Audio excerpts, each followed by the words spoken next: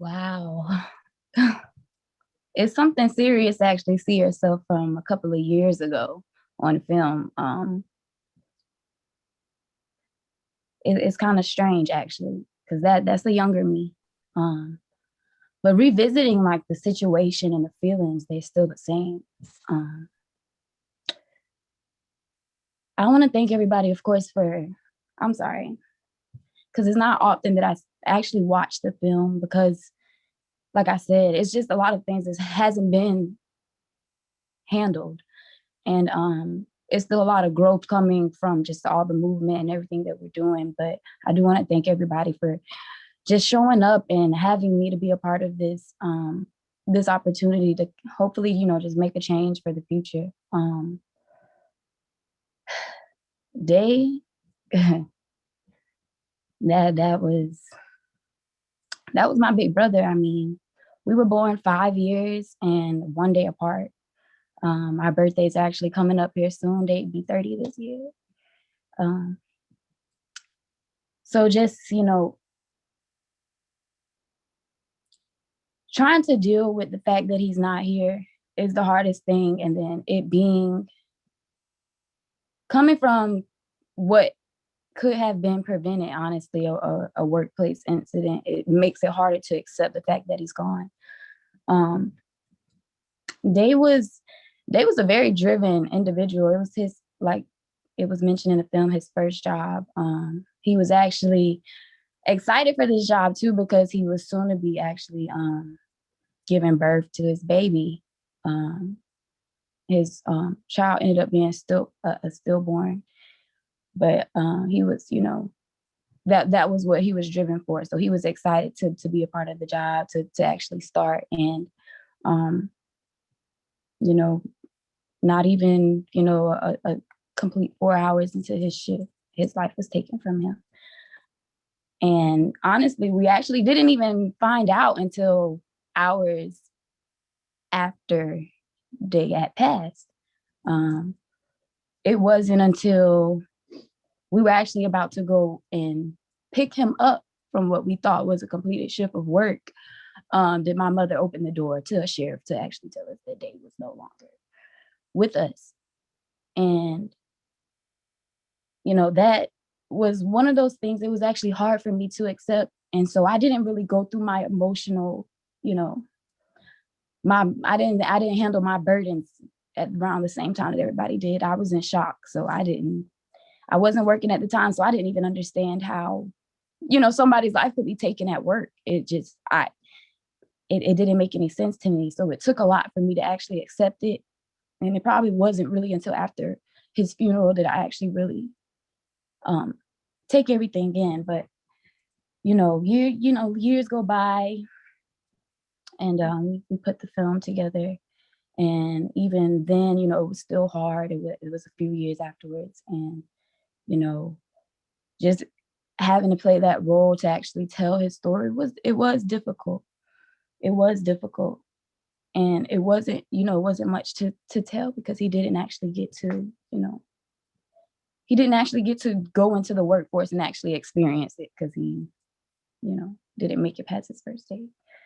And I just knew from that point, me coming into the workforce, I told myself, I would try to find whatever job that I could potentially find without being, putting myself in any harm's way. So I was trying to actually prevent myself from maybe having to go into a warehouse job or anything like that. But we all know that times get hard. And a lot of the times it's only those warehouse jobs and those temporary agencies which are employing us for those jobs that are, readily available when you actually need them. So, of course, it was actually not too long after we made the documentary film that I actually go into working for Remedy Staffing Intelligence, which was the same temporary agency that Day was employed under. Before actually accepting the job and everything, it took a lot for me to actually be okay with even, being a part of that company and everything, because it didn't feel right, but it just felt like it was my only option. So it was hard, and I bounced around from warehouse to warehouse. for a little while until, they finally put me in a place where it was called Coach Warehouse. They just make apparel and bags and stuff and ship them out. And it's actually, I think, the largest distribution plant for Coach is here actually in Jacksonville. And like I said, I worked there I probably worked at Coach itself for maybe like 3 years. But as far as Remedy staffing together, it was 5 in total. And I was just working, I at the time I was young, so I didn't really pay at first much attention to the fact that what I was lacking from the company that employed me. I wasn't getting, any benefits. I had no paid time off, no sick time off. If I was to be late, or if, I was to be sick and couldn't come in, I would actually have to suffer the consequences of points and things that would potentially, if they were to get to a certain statute, I would lose my job. So it was, I won't say a burden, but in a sense it was, because I had no freedom, no time. I couldn't take the time if I needed the time. It wasn't there. I still stuck with it. I worked with Coach, like I said, for the 3 years, waiting to become a permanent worker, hoping that I was going to then get my benefits, maybe, a raise. And it was actually at the end of 2019, going into 2020, where I had got offered to go on to permanent. And at the time I was already making $12.65. And so I'm excited. I'm thinking, yeah, after they done let everyone go from the temporary agency, they brought all these machines in and stuff. And because I actually learned how to work the machine, I guess showed them that I was a valuable asset. And at that point, that's when I was extended the offer. But it was the day that I opened the offer letter to accept the job, and my raise was 15 cents. It was only 15 cents. So at that point, I went through this emotional roller coaster, because I had been given so many years to this company, and my brother lost his life to this company. That 15 cents made me feel unvaluable. It didn't make me feel like I was worth anything. So that day I decided, I'm going to let this company go. I would not work for Remedy Staffing anymore. I was not going to work for Coach. I wasn't going to do it.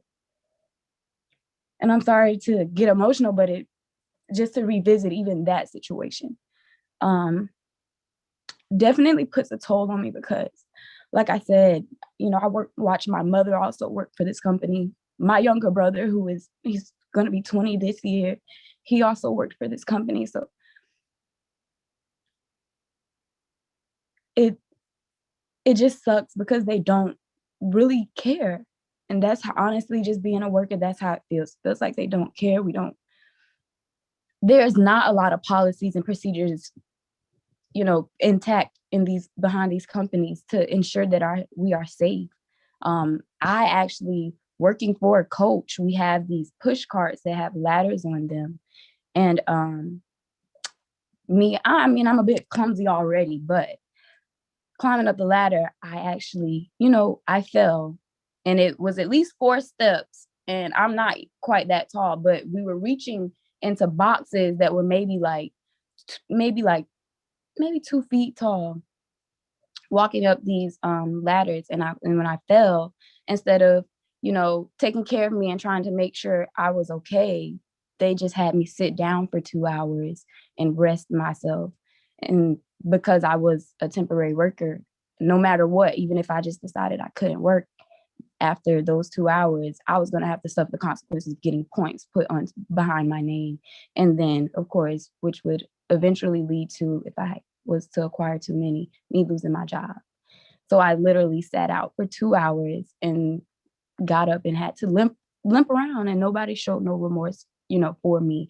I still had to meet my productivity time and everything. So I'm happy to be a part of this environment, because we see the bigger picture, and it is that we need more, especially in this field as workers. I'm also a part of the National Temp Worker Council of Temp Worker Justice, and just like we continuously try to involve ourselves in the issues and from place to place so that we can make sure something does happen. And change is made, and there are laws, policies, and procedures put intact, as well as fair compensation.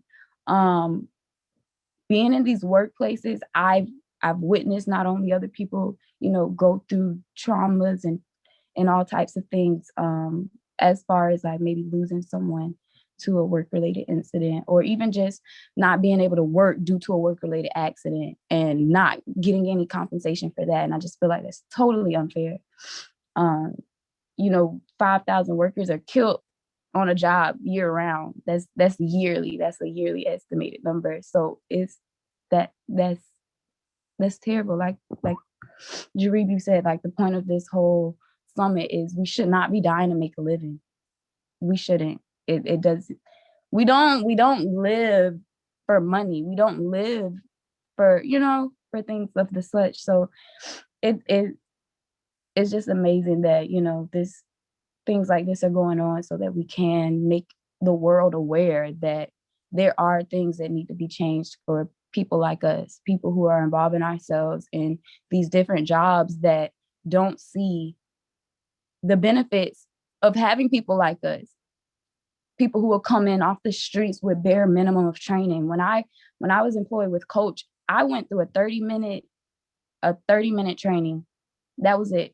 They told me about my PPE and everything, but they didn't go as far as to tell me about the safety being on the floor, though, about things that break down. Coach's roof leaked all the time, so it would be buckets all over the floor, and we'd have to watch out for the buckets while we're trying to pick and pack around machines.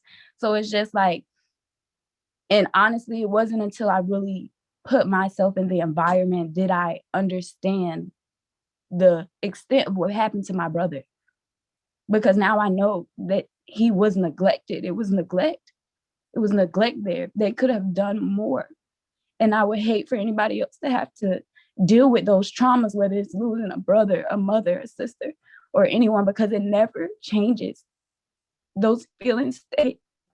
And it sucks to have to go and do that same thing, go through those same environments, and no one cares about your safety if you're not considered a permanent worker or a permanent part of the company. So I'm sorry, you guys. I just don't want what happened to my family, what happened to my brother, to happen to anybody else. These companies and these corporations should be held accountable, and it should be us that should hold them accountable. We should be able to tell them what we need, and we should be able to get it as temporary workers, just as they would do for those who actually work permanently through their company. I will continue to push until a change is made. When my brother passed, we heard about it on the news, we did the film, but nothing changed. Nothing changed. And Bacardi they put a memorial actually out on the plant for my brother, and we can't hardly visit it. I remember for the first year, we had to schedule to even just be able to go out there. And when we did, we were always turned around. And that just shows me there even more. They still don't care after even going through the whole process of everything. So it just, I will stick to being a part of this, and I will stick behind everybody until change is made, because no one else should, like I said, no one else should have to suffer these consequences behind these companies not caring about their workers, whether they're permanent or temporary. I feel like we all come in and we do the same work. We deserve the same care. We deserve the same compensation.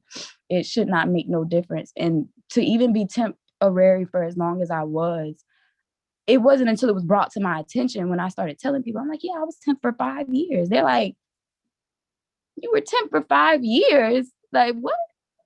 And it's crazy because when you sign your contracts, it actually tells you, for most companies, I'm not sure everywhere else, but here, after 90 days, you should be considered, if you put in the work, you should be considered a permanent worker. I should be getting offered the same amount of pay as the person I'm working next to. So it's mind-boggling to me, and I continue to learn new things just being a part of these different corporations that are trying to actually make change for everyone. When I hear other stories of people telling me, even if they're just witness to someone else being treated incorrectly at their workplace. So I will continue to push for more. I mean, until we are all being completely compensated for the work that we do, you will see my face. I will continue to speak. I will continue to be here. And hopefully just if I can be some impact on lives, I would love to do that. I really would.